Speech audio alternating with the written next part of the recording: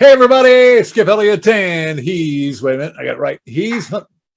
That guy's Hunter Lisle. He's over there somewhere. He's Hunter Lisle from the Arthur Murray Dance Studio. This is Dancing with the Stars Season 30 review. It's always exciting because it's a YouTube adventure with us.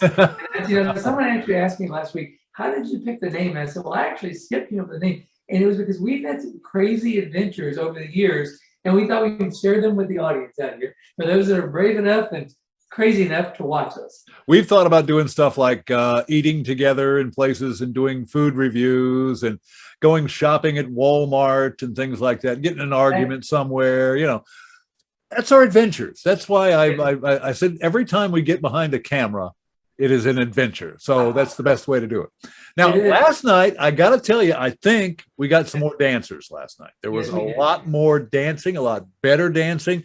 There was some here and there. A couple of bad news. Derek has COVID and was not at the show last night and did not judge. So they judged on a 30-point scale rather than a 40-point scale. And Cheryl had COVID last week. Cody has it this week. They can't dance together. So they did a dance in separate homes. They did. It was the first time in the Dancing with the Stars history that has happened, actually. So that was the first for season 30. And, they were troopers. They did a good job, all things considered. I mean, that's not an easy thing to do. So, we all wish them the best. But they did get on there and they did actually perform, sort of. They did kind of. But I will tell you, I think the crowd did not vote as well as they had expected. No. But they did not go home, no, which is a big thing, because I think they need to be given a fair chance. I think so too. And you kind of feel sorry. You can't predict it. I mean, COVID's everywhere. If it happens, it happens. It's nobody's fault. So again, you just got to make the best of it pretty much. Kind of disappointed in Britney week this week that they were only doing her songs. I know. I thought that she would at least come out and grace us with her beautiful presence. You predicted that. You predicted that maybe she should be on the show. And then they had Britney week. And we thought, okay, she'd be there. But whoops, it happened again. So let's get to the dances then. Start off with Amanda, who had one of the highest scores last 2 weeks. And her and Alan did a great cha-cha with good opening dance, nice syncopation. I thought it was great moves as well. Yes. You did. You called that really well. I mean, even, Lynn was like, very well, very good. Nothing spontaneous, but, very good. Bruno was excited for the dance, like you said. And, again, there was a lot of star quality, as you said. So it's I thought Amanda was good. We both had predicted that she is going to do very well. And she's proven that to be true. One of the top vote getters of the week as well. But somebody else jumped up there, too. Let's get on. She got 24 out of 30. Next up, Iman Shumpert, who has taken great leaps over the last couple of weeks. Did a tango with Daniela, got a 19 out of it. But he's improving every week. Yeah, if you notice, over half of the celebrities, half of the stars last night did tango to kind of honor Britney a little bit, and he was much improved. For an NBA star, he did really well. And we saw that last week, and we saw it even continue on this week. Again, a great score for week number 3, and I thought very good, very solid tango. You can see he's really trying. They talked about making it smoother, a little bit more, connected, but again, very good. I like it when the hosts challenge the dancers to do better. And that's what they've done with Iman and a couple of other dancers as well. Next up, Christine Chu from Bling Empire did a Paso Doble with Pasha. I thought it was a nice recovery from last week. They used the whole floor very well, but Carrie Ann thought they were fighting it a bit. Yeah, they were not connecting together. The two of them together did not connect. And Paso Doble is a fun dance, but it's a challenging dance because the guy is the bullfighter, the lady is the cape, etc. And, you still have to connect, and they did not. And so it was not a good night for them, as we see later. Another high score for pop star Jotaro Siwa, and Jenna did the Argentine tango.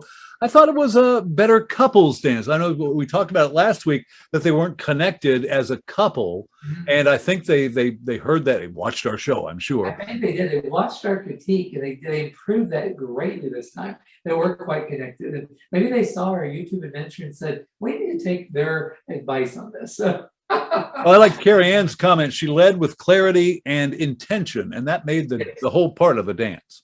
That was very well said. They said it all in that one sentence because you could see a big difference in that. You look at the notes on there, it was very, very good. It was a couple's dance. They got a 24, which was the highest score of the night, along with a couple of others that we'll get to as well. Kenya Moore from the Real Housewives of Atlanta did a tango with Brandon. I liked the middle of the dance. I really did. They as they get to the middle of it, they got more into the dancing, their hold improved, their connection with each other improved. And you could see that. And you could see tango's tough because what happens is as you're dancing, you're connected with your partner, but as you do the moves, you're moving in and out a little bit as transitions. And if you mess up the transitions, it's hard to reconnect. So they did that very well. Yeah, she got a 21 out of 30 on that one. I think I was not happy with Brian Austin Green's performance with Shauna in a tango. I think they should be farther along because they're a couple. And what's the restriction with doing that? It looks like they're playing for each other still. Yeah. And if you watch on the third week, I think they got a pass last night because the judges were like, okay, you're a couple, and they let it slide. But I think by week 4, it's going to be beyond being a couple because I think you're going to see a difference. I mean, their footwork was not there. It was very poor. What was it? The right hand is like a bunch of bananas. Yeah, I saw that. I mean, we used to call it the claw because if you're dancing and you're clawing the lady, that's not a good thing. Ladies don't like to have their back like that. So you don't want to see that in tango. In tango, you want the right side to be very connected to your partner, so you're moving as one. And that was not the case. And if they don't, I think by week 4, the couple part of it is going to be a little bit old news. And I think they're going to really work on their dancing. They got a 19 out of 30, which was one of the lower scores of the night. Melora Harden from The Office with Artem did a pretty good cha-cha. I thought Len said more hips. Yeah. She became the character, but she needed more of the dancing on this one. If she can let that come through, I think you're going to see amazing things. The comedy, obviously the personality, she can do the character. Now she's got to use the character and the dancing. Now, we've never talked about the character of the dance before, but that is very important in the dancing, isn't it? It really is. You've got to tell a story. Dancing is movement to music, and you're telling a story. So if it's a cha-cha, it's spicy, it's rhythmic, it's fun. It's a rumba, it's romantic, it's Latin. If you're doing a tango, it's an interesting dance. So you've got to tell the story of what you're doing. And a lot of times when you're performing it, you're not doing that because you're just focused on the mechanics. So in this show, as we get into week number 4, 5, and 6, you've got to tell the story. And if they don't, the judges are like, maybe it'll work, maybe it won't. So. Spice Girl Melanie C with Spalty Spice and Gleb did a tango last night. Got a 22 out of 80. Bruno said it was first class, a great routine, but something seems forced, said Carrie Ann. Yeah, it looked like they were trying too hard. And, again, I'm a fan of all the boy and the girl bands. They're fun to watch. They usually have great rhythm. They have great performance ability, but that was not there last night. So I think you're going to see, again, it's kind of like riding on the heels of the fame and of the story of what she's done. And now we got to see the real dancing come out. All right, we're in week 3, and we are doing the 30th season of Dancing with the Stars. He's Hunter Lisle from the Arthur Murray Dance Studio. I'm Skip Eliot from somewhere. Doesn't matter anymore. I'm up in the sky. That guy over there. Social media star Olivia Jade and her partner Val did a tango, which was my most impressive dance of the night.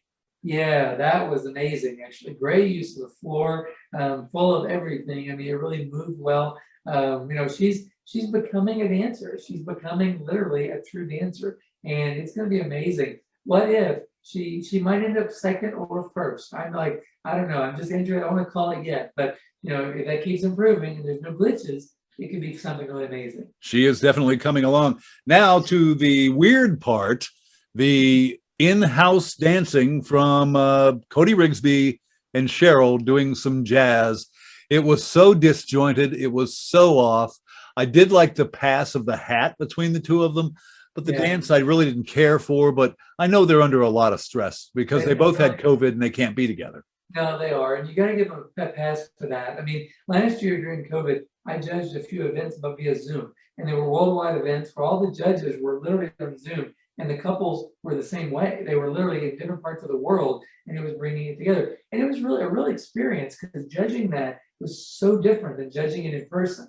And so I feel for the judges watching that because it's not easy. You're trying to let them, let their personalities come out, watch their technique, watch their footwork, and while they're just literally apart. And it's not an easy thing. So I think they did okay this week. I'm not sure that's going to work for the rest of the weeks. Hopefully they'll be back in person and feel healthy and be okay. And we all wish them the best. They're really good people, actually. So we hope that they'll do well. But, again, they did okay, but I wouldn't say it was great. Suni Lee is coming to life. Yes. They did a foxtrot with Sasha last night. Got a 21 out of 30. Big improvement from last week. Carrie said she's pushing her boundaries. Now, you got to understand, with gymnastics, it's no smile, it's no reaction, it's nothing while you're competing. But also, it takes a lot from your social world. So a lot of these people haven't ever had a kiss before outside of their mother and father.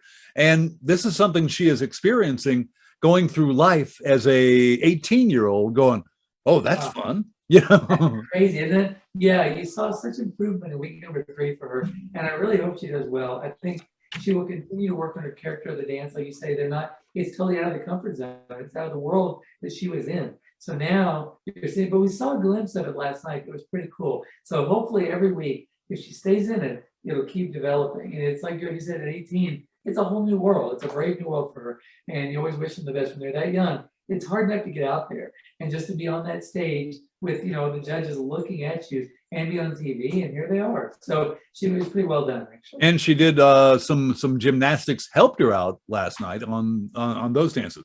Next up, Matt James, The Bachelor, did a tango with Lindsay.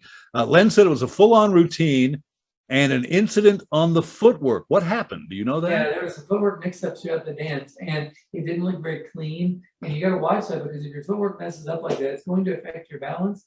Therefore, it's going to affect your partner and affect what you're doing on the floor. They had some confidence, though, so they were able to recover from it. They got a 20 out of a 30, not a bad score. But again, they're going to have to improve that for the next week. Otherwise, it won't stand for week number 4, 5, and 6. We've seen that before. And the footwork becomes more and more important now as we eliminate people, because we're focusing more on each couple. So it's going to be interesting. Speaking of next week, it's a 2-night affair with Disney Heroes on Monday and Disney Villains on Tuesday. So not sure when we're going to do the show. Maybe after Monday, maybe after Tuesday, maybe Wednesday. We don't know.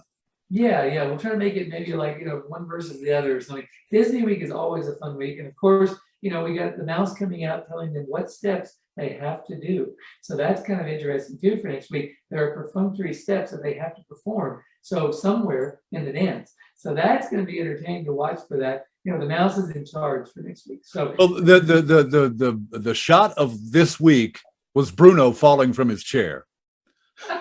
Absolutely. Now we've had 2 of the 3 judges fall out of their chairs. Oh, literally. And it happens sometimes. I mean, I can tell you stories. It happens when you least expect it. So at least we've seen him topple now, and it'll probably happen again. But you always hope when you fall on live on TV that it's not catastrophic. But there was one time we were on ABC, and there was a couch, and I was an anchor, and I literally, the person that was supposed to tell me when to be on camera forgot it. And so all of a sudden they looked up with their hand, and they were like 5, 4, 3, and I ran. And when I hit the couch, I tripped, and I went over top of the couch. I kicked, that exactly happened on ABC, and I landed in the chair like this right as the camera came on. And I was like, "Hi, I'm Hunter," and I was like, everybody in the studio was cracking up and in tears, and I'm trying to hold it together.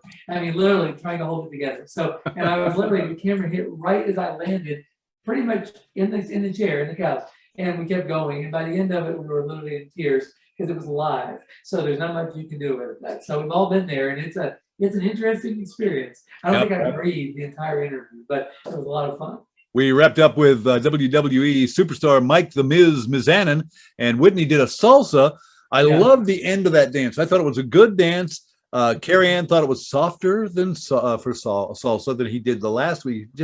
He's kind of too aggressive a little bit. Yeah, he was. He didn't really. The last week you saw the wrestler come out. This week you really saw some dancing, and it was a lot better, I thought. I mean, a lot better. It'll be interesting to see if he can develop that, continuing to develop the flexibility as a wrestler and not let the muscles constrict his movement. Because a lot of times that happens both with the football and with the wrestlers. They got a lot of muscle, so they can't move in the fluidity that you're looking for. But if they can develop that, wow, what a cool thing that is. There's a reason why they don't have weightlifters on Dancing with the Stars. They're so far, we've not seen it. But, you never know if you can bench 400 pounds. Well, hey, you might be able to do something else. No sumo wrestlers on Dancing with the Stars. Not yet, that's for sure. You and I could try that. We could wear that as do that. I think what we should do, one of our adventures, I heard today that there's a Men's Warehouse in Hamburg that has one employee and he's the manager and he's there from like 9 o'clock in the morning till 10 at night. You and I need to go and work for that guy. We should go stop by next week and just say hi. That'd be, you never know. We've talked about this. All of the audience is watching this. Give it a thumbs up or a thumbs down. Would you like us to visit other places and harass them slightly while promoting them? You never know. We might do that. So if you're subscribed to this and you're watching, you'll have to put a comment in there saying, that's a great idea, or no, that really is a bad idea. Top scorers this week, Amanda Klutz, JoJo, and Olivia Jade all got 24s. Melora got a 23. Then it was Melanie C with a 22 with The Miz, also at 21. And then Suni got a 21. So did Kenya and Christine. But Christine got eliminated. They got eliminated. It was very close, honestly. And it was a close tie almost. Like they're out. So, they don't have any, it's just out. So what do? You could tell they were disappointed. I mean, everybody is. But again, their score wasn't there. And I think last week really hurt them, more than this week. Because this week they did. Last week was what really kind of knocked them off. I thought they did a great dance this week, but it just wasn't enough to recover from last week at all. Worst performance of the night, I thought Brian Austin Green. The best performance, Olivia Jade, hands down, did the best. I agree totally. And I think that's going to be one to watch as we continue on. You do these cool reactions. I'm gonna have to get better at these fun reactions because all I've got a little thumbs up in the corner there. So I'm gonna have to work on my reactions. I can pow ya.